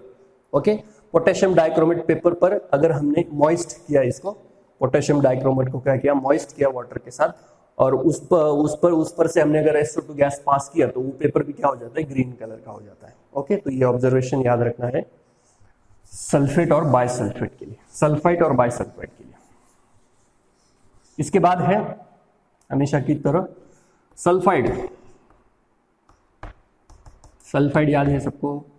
Okay, FeS plus H2SO4, कोई भी सल्फाइड हो, 2-3 ही सल्फाइड है तुम्हारे सिलेबस में, FeS है, ZnS है, H2S है। ये सल्फाइड जब मेटल एसिड के साथ रिएक्ट होते हैं, डाइल्यूट के साथ, तो ये क्या देते हैं, याद है सबको, I hope, salt plus H2S gas, hydrogen sulphide gas और रोटन एग स्मेल गैस। इसका ऑब्जर्वेशन भी तुम्हें याद रखना है, इसका सिंपल एक ही ऑब्जर्वेशन लिखा तो चलेगा, कौन सा, रोटन एग स्मेल। ओके, तो this is a reaction for sulphide. Then इसके बाद जो है ये हमने रिएक्शन नाइट्रिक एसिड में भी पढ़ी थी, reaction with bleaching powder, nitric acid में भी ये हमने रिएक्शन देखी थी। ब्लीचिंग पाउडर कैसे होती है, CaOCl2, करेक्ट है, calcium oxychloride, calcium oxychloride plus ये अगर H2SO4 के साथ रिएक्ट हो गए, तो इससे देखो क्या बनता है, इससे बनता है कैल्शियम ऑक्साइड बनता है, वाटर बनता है, और Cl2 gas, chlorine gas release होता है। अब क्लोरीन गैस का कलर सबको याद होगा, greenish yellow colour gas. Chlorine gas क्या होता है, ग्रीनिश येलो कलर का highly pungent smell gas. Okay, ये भी क्या होता है, एसिडिक होता है, मॉइस्ट ब्लू लिटमस को ये क्या कर देता है, रेड कर देता है। इसको बोलते हैं ब्लीचिंग पाउडर। ब्लीचिंग एक्शन सबको पता होगी, bleaching action means, bleaching powder कहाँ पर ज्यादातर यूज करते हैं, पेपर इंडस्ट्री में यूज करते हैं। ओके, ज्यादातर पेपर इंडस्ट्री में जो कलर्ड इम्प्योरिटीज है वो रिमूव करने के लिए ब्लीचिंग पाउडर यूज करते हैं। Okay, then last reaction of this dilute sulfuric acid with soluble salt, with soluble salt। कौन से soluble salt लेने हमें, जैसे फॉर एग्जांपल PbSO4, करेक्ट है, सॉरी PbNO3 है, PbNO3 है, लेड नाइट्रेट। लेड नाइट्रेट को अगर हमने सल्फ्यूरिक एसिड के साथ रिएक्ट किया, अब ये क्या है, वाटर सोल्यूबल, इसीलिए मैंने कहा था एसिड बेस सॉल्ट में कि वो जो सोल्यूबिलिटी टेबल है वो बहुत ही इंपॉर्टेंट है। लेड नाइट्रेट वाटर में सोल्यूबल है, ये इनसोल्यूबल है, इसीलिए वो टेबल परफेक्ट याद होना चाहिए। लेड नाइट्रेट, अब देखो लेड के ज़्यादातर सॉल्ट जो है ना, लेड मेटल के, वो वाटर में इनसोल्यूबल होते हैं। जैसे हमने सल्फेट के टेबल में देखा, लेड सल्फेट क्या होता है, इनसोल्यूबल होता है। लेड क्लोराइड है, लेड क्लोराइड भी क्या होता है, इनसोल्यूबल होता है। बट लेड नाइट्रेट क्या है, सोल्यूबल है। क्यों सोल्यूबल है, क्योंकि हमने सोल्यूबिलिटी टेबल में एक नाइट्रिक सॉल्ट का कैटेगरी देखी थी। तो इसमें तुम्हें याद रखना है कि कोई भी नाइट्रेट सॉल्ट हो, सारे वाटर में क्या होते हैं, सोल्यूबल होते हैं। कोई भी, let it be any nitrate, वो हमेशा वाटर में सोल्यूबल होता है। उसके लिए कोई एक्सेप्शन नहीं है। ओके, तो लेड नाइट्रेट प्लस H2SO4 क्या है, इसलिए डबल डिकम्पोजिशन रिएक्शन क्या बनेगा, PbSO4 बनेगा। करेक्ट है, PbSO4 बनेगा और क्या बनेगा, HNO3। अब PbSO4 ये क्या है, वाटर में इनसोल्यूबल है। इसका कलर कैसे आएगा, व्हाइट प्रेसिपिटेट। याद है, एनालिटिकल केमिस्ट्री में हमने पढ़ा है, लेड के सारे जो सॉल्ट है वो व्हाइट कलर के होते हैं। लेड के, जिंक के, एल्यूमिनियम के, वो लगभग क्या होते हैं, व्हाइट कलर के होते हैं। सो this is a white precipitate, insoluble रहेगा। तो ये क्या हुई मेथड, इनसोल्यूबल सॉल्ट से सोल्यूबल सॉल्ट से इनसोल्यूबल सॉल्ट हमने प्रिपेयर किया H2SO4 का यूज करके। ओके, वैसे ही सेकंड है बेरियम का एक सॉल्ट है, देखो बेरियम क्लोराइड। बेरियम क्लोराइड क्या है, वाटर में सोल्यूबल। क्लोराइड का टेबल याद करो, सोल्यूबिलिटी टेबल में क्लोराइड कौन से सोल्यूबल है, सारे क्लोराइड सोल्यूबल है एक्सेप्ट AgCl, HgCl। ओके, ये क्या है, वाटर में सिर्फ इनसोल्यूबल है, बाकी सारे क्लोराइड वाटर में सोल्यूबल है। देन लेड क्लोराइड वाटर में इनसोल्यूबल है, याद रखना है। देन BaCl2 जो है वो अगर H2SO4 के साथ रिएक्ट किया तो क्या बनेगा, डबल डिकम्पोजिशन BaSO4। अब याद करो BaSO4 क्या होगा, सोल्यूबल होगा कि इनसोल्यूबल, यस इनसोल्यूबल। ये भी क्या होता है, व्हाइट कलर का, व्हाइट प्रेसिपिटेट। प्लस क्या बनेगा, HCl।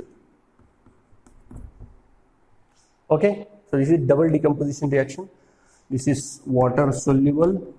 याद रखो यहाँ पर ये क्या है, दोनों जगह, दोनों इसमें डाइल्यूट है।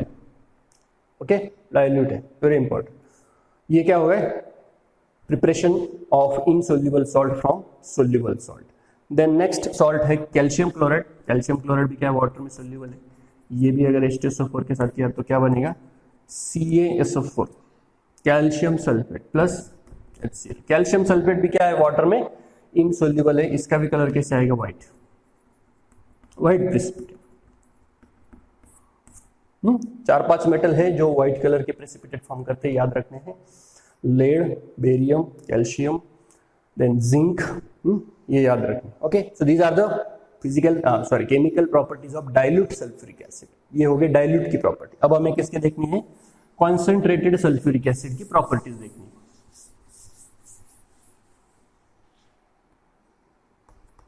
कॉन्सेंट्रेटेड सल्फ्यूरिक एसिड की सबसे और एकदम इंपॉर्टेंट प्रॉपर्टी है, वो है dehydration.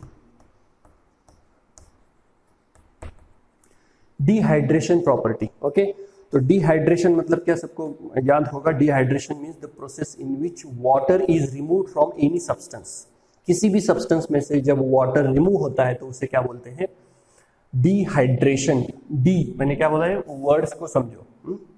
D means removal, hydra means water, removal of water. Okay, तो फॉर एग्जांपल याद होगा CuSO4.5H2, copper sulphate, hydrated copper sulphate, या फिर इसको बोलते हैं ब्लू विट्रॉल। ओके, इसमें अगर 2-3 ड्रॉप तुम इसके ऐड करोगे कॉन्सेंट्रेटेड H2SO4 के, ये हमने लैब में किया है, सबको याद होगा। ये कौन से कलर का होता है, ब्लू कलर का। और मैंने बताया था कि ये कॉपर सल्फेट जो है, ये इसको ब्लू कलर क्यों आता है, इसकी वजह से, हाइड्रेटेड वाटर की वजह से, 5 वाटर मॉलिक्यूल जो है ना, इसकी वजह से इसका कलर ब्लू होता है। तो जैसे ही हम लोग कॉन्सेंट्रेटेड H2SO4 ऐड करते तो H2SO4 क्या कर लेता है, इनको रिमूव कर लेता है, एब्जॉर्ब कर लेता है वाटर मॉलिक्यूल को, और क्या बचता है, सिर्फ CuSO4 बचता है प्लस 5H2। अब ये जो है, ये कौन सा कलर का है, व्हाइट कलर का। इसका जो कलर है ये क्या है, व्हाइट कलर का। वेरी इंपॉर्टेंट, याद रखना है, इस पर क्वेश्चन आता है एग्जाम में। अब इसके ऊपर किसी भी लैंग्वेज में कैसा भी क्वेश्चन आया तो तुम्हें पता होना चाहिए इसका आंसर क्या आएगा। ओके, मेन कॉन्सेप्ट को समझो। सल्फ्यूरिक एसिड यहाँ पर क्या है, डिहाइड्रेटिंग एजेंट है, वो वाटर को रिमूव कर देता है, ब्लू से व्हाइट कलर हो जाता है। ओके, देन जो शुगर होती है C12H22O11, तो कोई भी शुगर जैसे ग्लूकोज है, फ्रुक्टोज है, इसमें जब तुम कॉन्सेंट्रेटेड सल्फ्यूरिक एसिड ऐड करते हो तो क्या होता है कि इसमें से भी वाटर रिमूव होता है। अब इसमें तो वाटर दिख नहीं रहा, जैसे यहाँ पे क्लियरली हाइड्रेटेड सॉल्ट में वाटर दिख रहा था, ऐसे वाटर नहीं है, बट यहाँ पर हाइड्रोजन और ऑक्सीजन है। तो सल्फ्यूरिक एसिड क्या करता है, हाइड्रोजन और ऑक्सीजन मतलब वाटर यहाँ से क्या कर देता है, रिमूव कर देता है, और क्या बचते हैं, सिर्फ यहाँ पर कार्बन बचता है। 12 कार्बन है इसमें, तो यहाँ पे 12 कार्बन बचेंगे और प्लस क्या बनेगा, वाटर। अब देखो ये पहले शुगर कैसे होती है, शुगर का कलर पता है, व्हाइट कलर का होता है। तो जब कार्बन होता है, कार्बन कैसे होता है, ब्लैक कलर का। ओके, तो जब हम सल्फ्यूरिक, इस पर क्वेश्चन आता है ऑब्जर्वेशन में। क्या ऑब्जर्वेशन है, when drop of few drops of sulfuric acid is added in sugar, what is the observation? तो observation is ब्लैक कलर का ये स्पॉन्जी मास बन जाता है इसका। जब भी कभी शुगर में कॉन्सेंट्रेटेड सल्फ्यूरिक एसिड ऐड करोगे, ब्लैक कलर का स्पॉन्जी मास बनता है, जो कि क्या होता है, कार्बन होता है। कार्बन हमेशा ब्लैक कलर का होता है। स्पॉन्जी मास समझ में आ रहा है, स्पंज की तरह एकदम उसका ब्लैक कलर का मास बन जाता है। तो ये दो स्पेशली याद रखने हैं, इस पर क्वेश्चन आता है एग्जाम में। देन कुछ ऑर्गेनिक कंपाउंड जो है, कुछ ऑर्गेनिक एसिड जो है जिनका भी डिहाइड्रेशन होता है, जैसे फॉर एग्जांपल ये एक फॉर्मूला तुम्हें स्पेशली याद रखना है, इसको बोलते हैं ऑक्सैलिक एसिड। ये क्या है तुम्हारा, ऑक्सैलिक एसिड है, याद रखना है, COOH प्लस H2SO4। ये ऑक्सैलिक एसिड में जब सल्फ्यूरिक एसिड ऐड करते हैं, कॉन्सेंट्रेटेड सल्फ्यूरिक एसिड, तो इसमें से बनता है, पहले बनता है कार्बन मोनोऑक्साइड, कार्बन डाइऑक्साइड और वाटर। दोनों ऑक्साइड बनते हैं कार्बन के, carbon monoxide as well as carbon dioxide and water.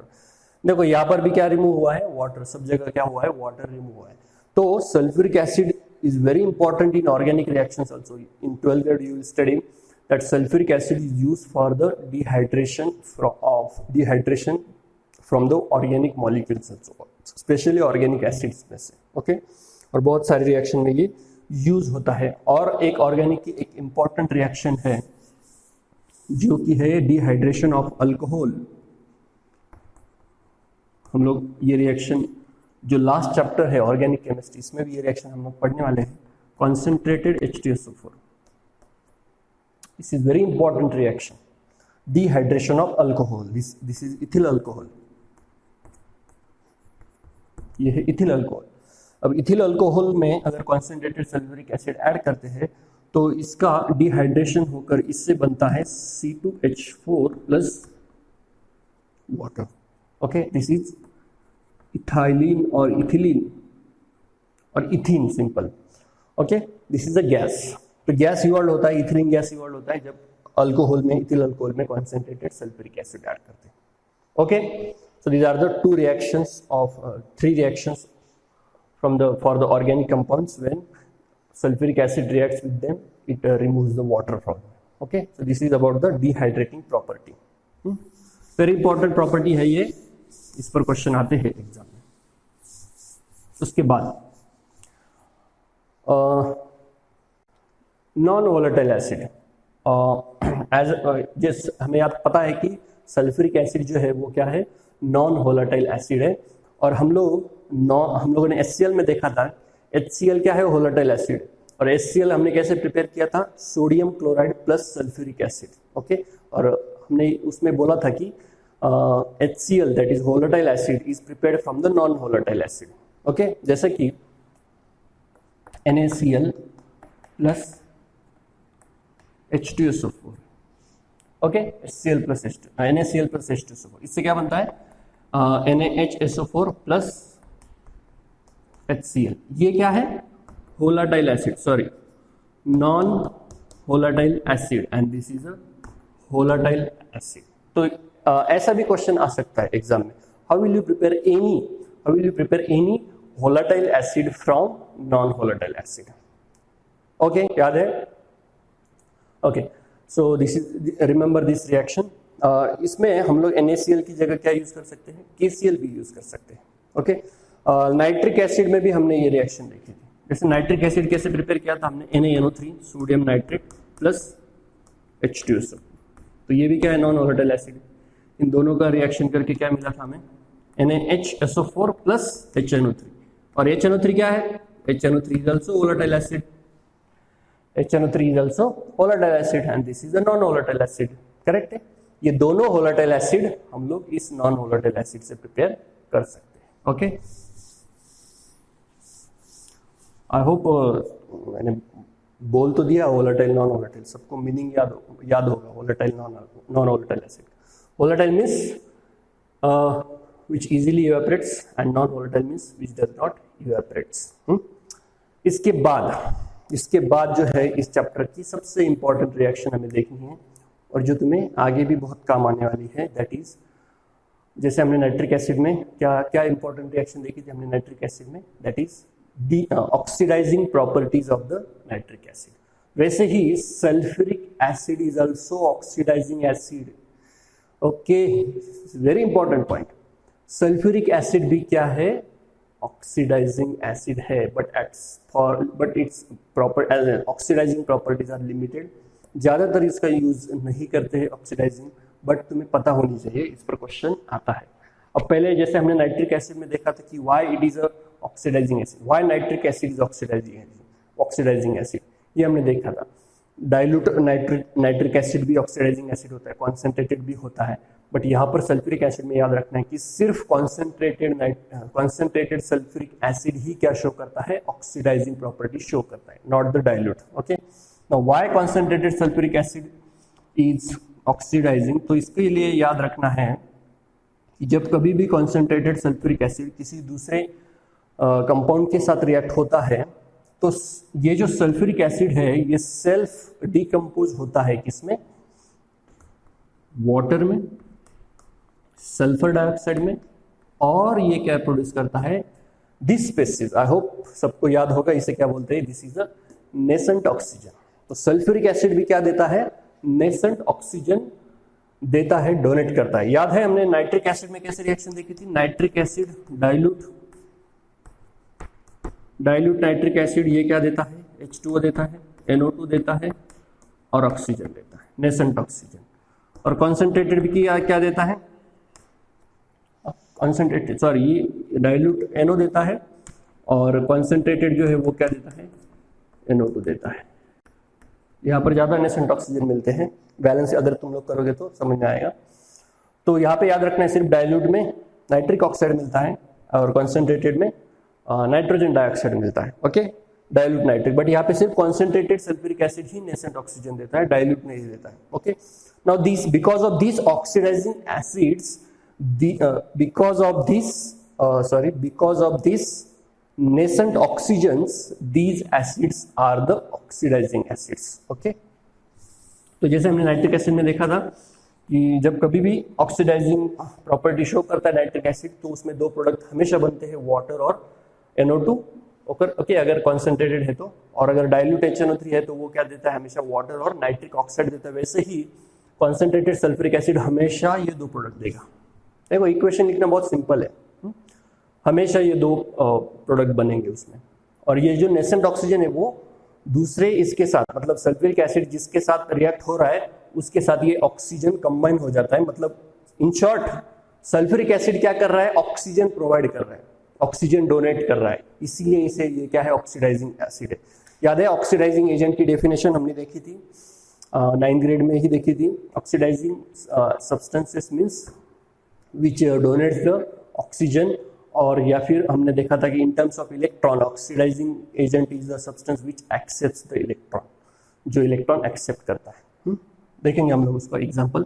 अब देखो as a oxidising agent, as a sulphuric acid as a oxidising agent when it reacts with non metal, first हम लोग non metal की देखते हैं, जैसे हमने ये रिएक्शन नाइट्रिक एसिड में भी देखी थी।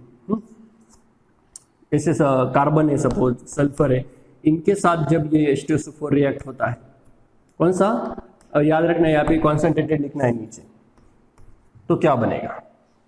अब कार्बन है, अब H2SO4 हमें पता है कैसे प्रोड्यूस करता है, H2O प्रोड्यूस करता है SO2 और नेसेंट ऑक्सीजन। तो ये नेसेंट ऑक्सीजन किसके साथ कंबाइन हो जाएगा, कार्बन के साथ।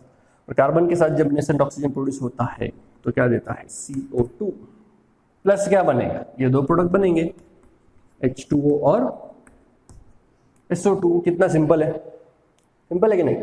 बस ये रिएक्शन याद रखनी है, H2O और SO2 हमेशा बनेगा एज अ ऑक्सीडाइजिंग एसिड जब सल्फ्यूरिक एसिड एक्ट होगा। सल्फर के साथ क्या रिएक्शन होगी, सल्फर के साथ भी वही रिएक्शन होगी, क्या H2SO4।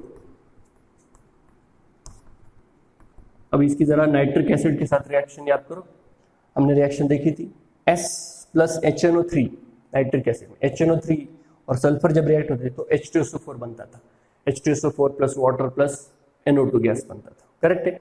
अब देखो यहां पर जो है कॉन्सेंट्रेटेड सल्फ्यूरिक एसिड, एक मेन डिफरेंस याद रखना है, किसके बीच में मेन डिफरेंस, HNO3 और H2SO4 कॉन्सेंट्रेटेड दोनों भी, मैंने क्या बोला कि दोनों भी एसिड क्या है, ऑक्सीडाइजिंग एसिड है। बट एक बात वेरी इंपॉर्टेंट, एक बात याद रखनी है कि this is more stronger oxidising agent than the sulphuric acid. ये जो नाइट्रिक एसिड है ना, ये ज्यादा कॉन्सेंट्रेटेड है किससे, सल्फ्यूरिक एसिड से। ओके, तो यहां पर सल्फर जो है वो कौन से स्टेट में प्रेजेंट है, जीरो स्टेट में प्रेजेंट है, मतलब ऑक्सीडेशन नंबर क्या है इसका, जीरो है। तो ऑक्सीडेशन नंबर याद है सल्फर के, सल्फर कौन से स्टेट में प्रेजेंट होता है, -2 में होता है, 0 में होता है, +4 में होता है, +6 में होता है, करेक्ट है। तो यहाँ पर ऑलरेडी जीरो स्टेट में है, तो सल्फर का अब हमें ऑक्सीडेशन करना है। ऑक्सीडेशन कौन कर रहा है, सल्फ्यूरिक एसिड कर रहा है। सल्फ्यूरिक एसिड क्या है, ऑक्सीडाइजिंग एजेंट है। और हमने डेफिनेशन देखी ऑक्सीडाइजिंग एजेंट की क्या है, कि ऑक्सीडाइजिंग एजेंट मतलब ऐसा सब्सटेंस जो इलेक्ट्रॉन रिमूव करता है, इलेक्ट्रॉन रिमूव करता है। ओके, तो ये जीरो स्टेट में है। जब इसमें से इलेक्ट्रॉन रिमूव होंगे तो कौन से स्टेट में जाएगा, +4 में जा सकता है, +6 में जा सकता है, करेक्ट है कि नहीं, करेक्ट है कि नहीं। जब नंबर बढ़ता है, नंबर जब बढ़ता है ऑक्सीडेशन नंबर, तो उसका ऑक्सीडेशन होता है, और नंबर जब कम होता है तो रिडक्शन होता है, ये तुम्हें पता है, आई होप सबको याद होगा। तो अब इसके लिए सल्फर के लिए दो चॉइस है, सल्फर 0 से +4 में जा सकता है, +6 में जा सकता है, बट कौन से इसमें जाएगा वो, जैसे कि मैंने बोला कि कॉन्सेंट्रेटेड सल्फ्यूरिक एसिड ये माइल्ड ऑक्सीडाइजिंग एजेंट है, इतना स्ट्रॉन्ग ऑक्सीडाइजिंग एजेंट नहीं था। जब हमने नाइट्रिक एसिड सल्फर के साथ रिएक्ट किया था तो क्या बना था, H2SO4 बना था, और H2SO4 में सल्फर का ऑक्सीडेशन स्टेट क्या आता है, +6 आता है। मतलब नाइट्रिक एसिड ने 0 से +6 में कन्वर्ट किया था, नाइट्रिक एसिड ने। अब सल्फ्यूरिक एसिड इतना ज्यादा स्ट्रांग नहीं है, तो इसलिए वो +4 में कन्वर्ट करेगा। और +4 सल्फर में ऑक्सीजन तो ऐड होंगे, क्योंकि सल्फ्यूरिक एसिड क्या करता है, नेसेंट ऑक्सीजन देता है ना, तो सल्फर में ऐड होंगे। तो +4 स्टेट कब आएगी, जब SO2 बनेगा। ओके, SO2 में कैलकुलेट करके देखो, +4 आती है स्टेट, करेक्ट है, +4 आती है स्टेट। तो 0 से +4 में कन्वर्ट किया किसने, सल्फ्यूरिक एसिड में। ओके, ये अगर तुम लोगों को नहीं समझ में आ रहा है तो छोड़ दो, ये अगर नहीं याद है तो छोड़ दो, कोई जरूरत नहीं है। लेकिन इतना याद रखो कि सल्फर जब H2SO4 के साथ रिएक्ट होता है तो SO2 बनता है। देखो, जब कॉन्सेप्ट को तुम लोग समझते हो ना, तो रटने की जरूरत नहीं पड़ती। अभी अगर ये जो सारा मैंने बताया, ये अगर तुम लोगों को नहीं पता है तो तुम्हें ये रिएक्शन रटनी पड़ेगी। और रटने में क्या प्रॉब्लम है, रटने में 90% चांसेस होते हैं कि हम लोग भूल जा सकते हैं। केमिस्ट्री में तो ये होता ही होता है कि जब कोई भी रिएक्शन तुम लोग रटते हो ना, तो भूलने के बहुत ज़्यादा चांसेस होते हैं। लेकिन कॉन्सेप्ट वाइज अगर रिएक्शन को समझोगे तो भूलने के बिल्कुल भी चांसेस नहीं है, उल्टा तुम लोग और ज़्यादा और भी दूसरे रिएक्शन सॉल्व कर सकते हो।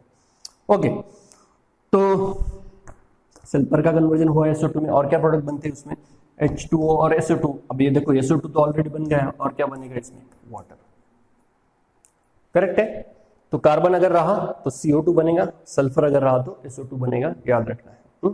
देन ये तो हो गए नॉन मेटल।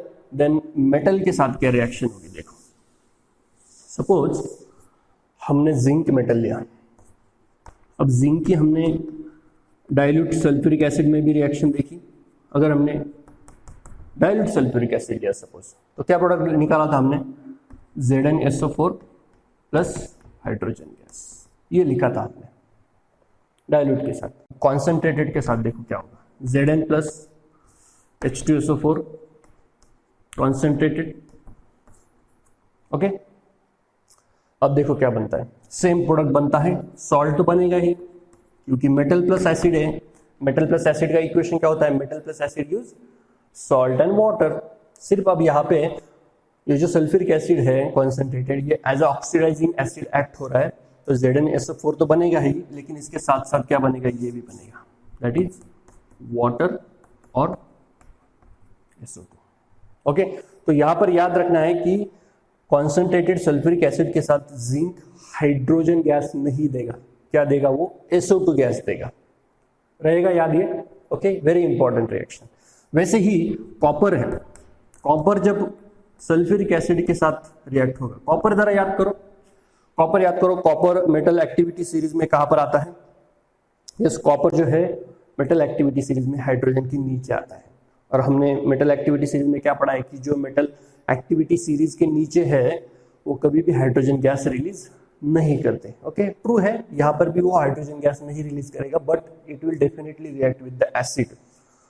याद रखो, हमने एक्टिविटी सीरीज में ये भी बताया था कि जो मेटल एक्टिविटी सीरीज में हाइड्रोजन के नीचे जो मेटल होते हैं वो एसिड के साथ रिएक्ट नहीं होते रिएक्ट, बट ये याद रखना है कॉपर रिएक्ट होता है। और इस रिएक्शन का टेम्परेचर नहीं दिया है बुक में, बट ये रिएक्शन एकदम हाई टेम्परेचर पे करते हैं, I think don't remember exact, but 200 degree Celsius या 300 डिग्री सेल्सियस का इस रिएक्शन का टेम्परेचर है।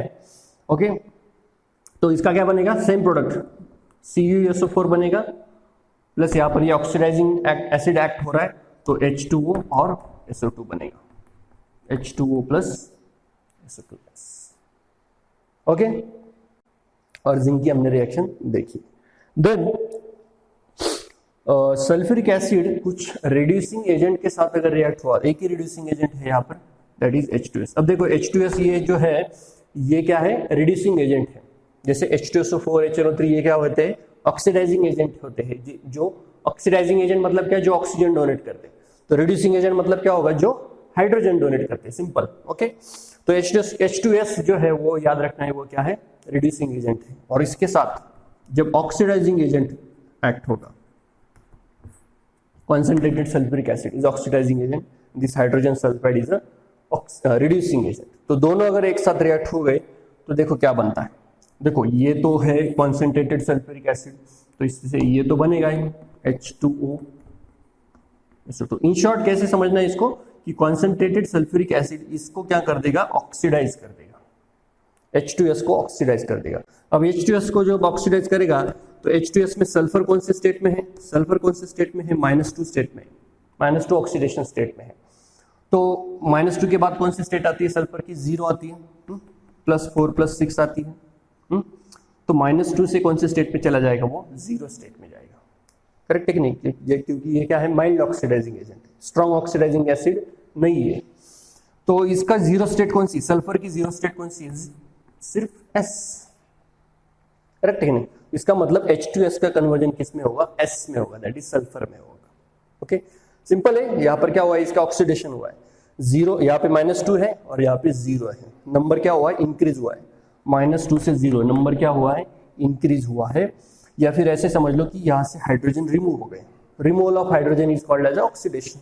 Okay, so these are the properties of concentrated sulfuric acid as a oxidizing agent। as a oxidizing agent इसकी क्या क्या प्रॉपर्टी है, कि 4-5 ही रिएक्शन है सल्फ्यूरिक एसिड, नाइट्रिक एसिड में ज्यादा रिएक्शन है, इसकी 5-6 रिएक्शन से वो जरा ठीक से कर लो, एकदम इंपॉर्टेंट पॉइंट है। देखो जब कभी भी मैं इंपॉर्टेंट है ऐसा बोलता हूँ, तो मेरे कहने का मतलब होता है कि ये 11th-12th के लिए तुम्हारे लिए बहुत ही ज्यादा इंपॉर्टेंट है। ओके, इसके बाद टेस्ट फॉर सल्फ्यूरिक एसिड। अब ये सल्फ्यूरिक एसिड मतलब कौन सा, डाइल्यूट भी हो सकता है, कॉन्सेंट्रेटेड भी हो सकता है। याद है हमने नाइट्रिक एसिड में भी टेस्ट देखी थी। इसका मतलब क्या है कि अगर तुम्हारे पास सल्फ्यूरिक एसिड अगर मैंने दिया टेस्ट ट्यूब में और मैंने बताया नहीं कि इसमें क्या है, मैंने सिर्फ बोला कि इस टेस्ट ट्यूब में एसिड है, एक मिनरल एसिड है, तो तुम लोग क्या करोगे, इसकी टेस्ट करोगे ना, पता करोगे ये नाइट्रिक एसिड है, सल्फ्यूरिक एसिड है, ये HCl है। तो ये पता करने के लिए जो टेस्ट होती है वो अब हम लोग देखेंगे। याद है नाइट्रिक एसिड में हमने दो तीन टेस्ट देखी थी। नाइट्रिक एसिड में कौन सी टेस्ट देखी थी? पहली रिएक्शन थी कॉपर के साथ। जब कॉपर टर्निंग नाइट्रिक एसिड के साथ रिएक्ट होते हैं तो क्या प्रोड्यूस करते हैं? Yellow reddish brown colour NO2 gas is evolved. I hope सबको याद होगा। देन सबसे इंपॉर्टेंट नाइट्रिक एसिड में हमने देखी थी brown ring test. Brown ring test very important. वो brown ring test nitric acid के लिए यूज करते हैं। तो अब हम लोग देखेंगे किसके लिए टेस्ट?